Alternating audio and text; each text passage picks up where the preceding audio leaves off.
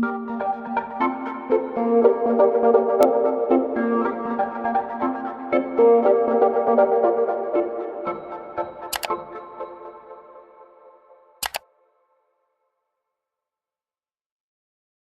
umaga mga kapwa ko mag-aalaman. Isang mapagpalang araw sa atin. So magandang sikat ng araw ngayon. At papunta tayo ngayon dun sa farm natin, dun sa Cabinti, Laguna, yung The Big Leaf Farm. So titignan natin yung status ng ating mga tanim dun, at saka yung ating mga inaalagaan dun na mga hito. So baka possible na ituloy din natin yung ating mud crab fattening setup. Kasi nung last week na tinesting natin yun, kumbaga nag-trial tayo, ay nag-fail. So susubukan lang ulit natin para makuha natin yung tamang cycle ng ating setup na yun. So mamaya pagdating ko doon, papakita ko sa inyo para mas maintindihan. So samahan nyo ako mamaya. Magandang umaga mga kapwa ko mag-aalaman. Andito na tayo ngayon sa farm natin, dito sa Cabinti, Laguna, yung The Big Leaf Farm. So yun, nasa likod ko, yun yung ating greenhouse.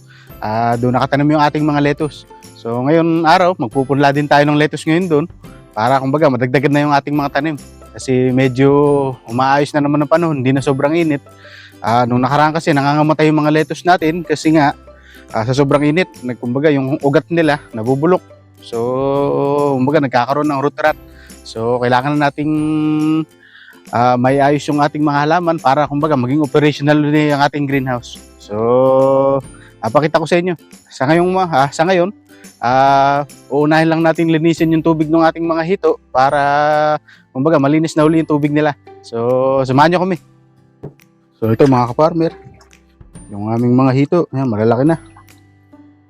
Yung iba dyan pwede nang i-harvest para kasi kakaunti naman, kaya kakainin na lang siguro. So pero kung may bibili, edi ibebenta namin. Kung may makagusto, kung wala naman, kakainin na lang. So itong nasa kabila, yung mga maliliit pa, papalilinisin din namin ng tubig para kumbaga kitang-kita sila. So yun, medyo lalayo tayo ng konti. Talagang nananalisik yung tubig. Medyo malansa yung tubig.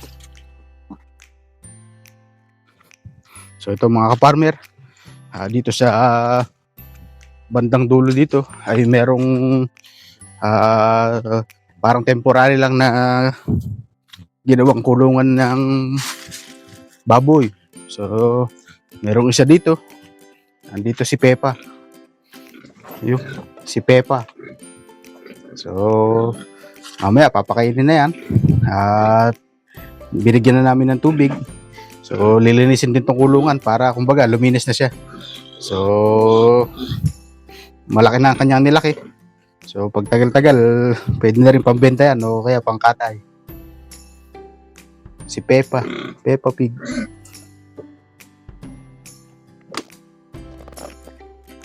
Tubig. Mamaya yung malaki. Yung kasing mga isa o dalawa na malaki. Yan. Kukunin natin kasi na-affect doon na yung mga mas maliliit. Kinakagat nila. Siguro gusto kainin pagka nagugutom. Kaya yung malaki. At mamaya tayo naman nakakasya. Kabila yung mga itex ng nakara, binaligaw din dito ng malaki, siguro nakatalong.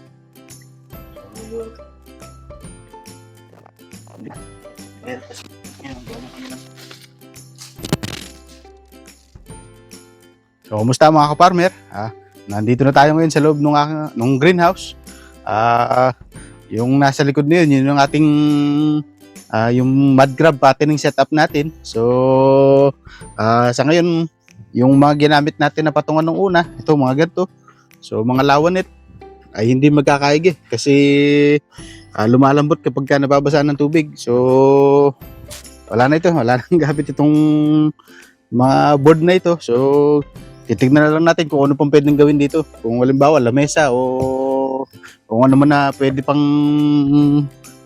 magawa natin. So yung patungan ng ating rack, papalitan na natin ang kawayan kasi ang kawayan mas matatag siya sa kahit kumbaga kahit mabasa siya, hindi siya agad-agad nasisira. So medyo madami tayong kailangan.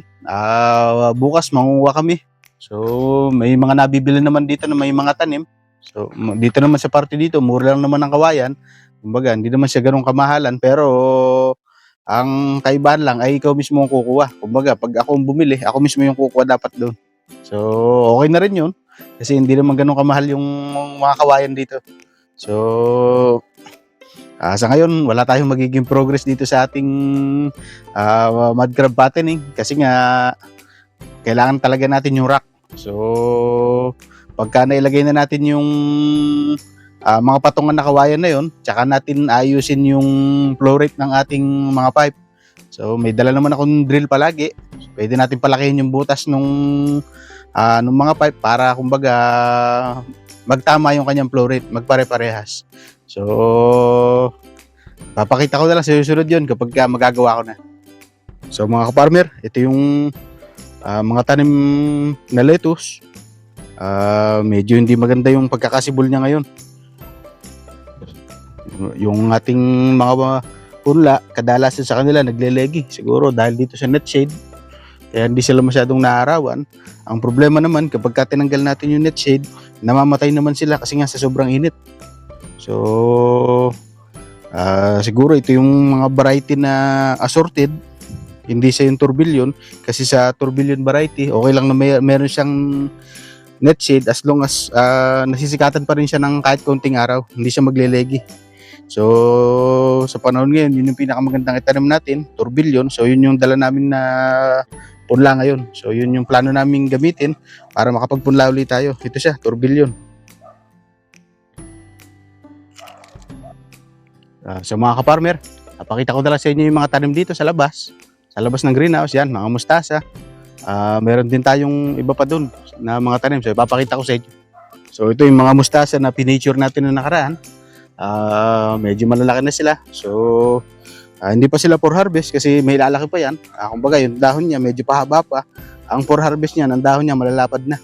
So, pag laki-laki pa niya ng konti, ay tsaka natin sa harvestin. Tapos yan, meron tayong mga kamatis. Madami din sa loob, mga kalabasa, talong. Ayun, meron din papaya. Yun, may bunga na. So, marami pang gulay doon. Meron ding mga okra doon sa kabila.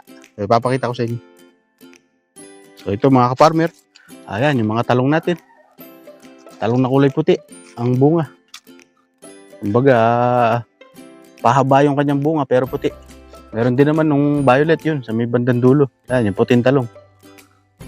So, ito. Meron din tayo ditong mga okra. Araw-araw ang harvest nito. Bawat isang puno, nagbibigay ng isang bunga kada araw. Kaya, madami naman tong mga punong ito. Kaya, madami tayo nakukuha araw-araw dito. So, marami pa yan. Pababa, meron pa rin dyan. Tapos, meron tayong mga kamatis din doon sa pababa ng padulo. So, yun lang muna ngayon mga ka-farmer. Wala tayong nagawa dito sa ating mud crab na setup kasi nga kailangan natin ng kawayan. Yun yung pangsasapin natin doon sa ating rack. So, ngayon, mahina pa rin ang tubig dito sa farm natin. Kaya, mag-iigib muna tayo dun sa malapit sa may tangke para, kumbaga, hindi tayo maubusan ng stock na tubig dito. So, yun lamang muna ngayong araw. May babahagi ko. Maraming salamat sa inyong panonood. Naway pagpalain tayong lahat.